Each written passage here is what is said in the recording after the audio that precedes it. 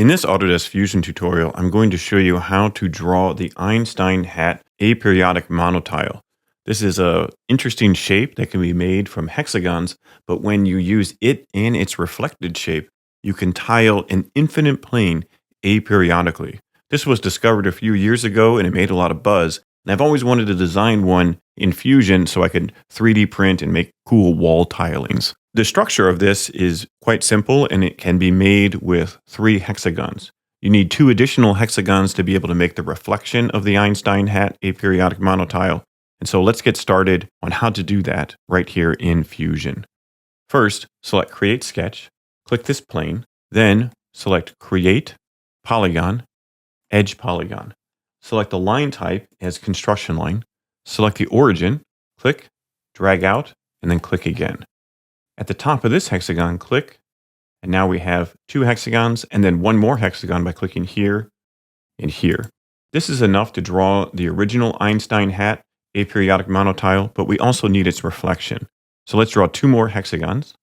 We need 1 here, and then finally we need a hexagon right here.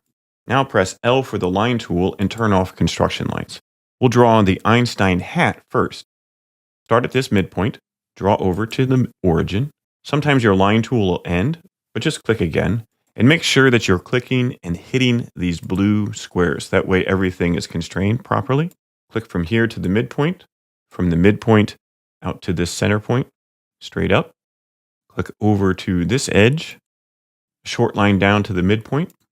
Then from this midpoint out to the center point. And then to the midpoint. 2 little short lines.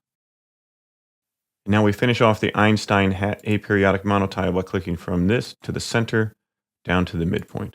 And that should create a profile. You can see the rim of the hat right here, and this is the top. Kind of rotate it down, you can wear it as a hat. But to be able to make an aperiodic tiling, we need to have the Einstein tile reflection. We can do that by starting at the top here. So I'll go ahead and click here, draw over, and then I'll draw down to here, into the midpoint, draw straight down, short line, followed by another short line. And now we'll finish off this reflection tile by drawing from the midpoint to the center to the midpoint. That gives the reflection of the aperiodic monotile. So now we have everything we need. Go ahead and finish sketch.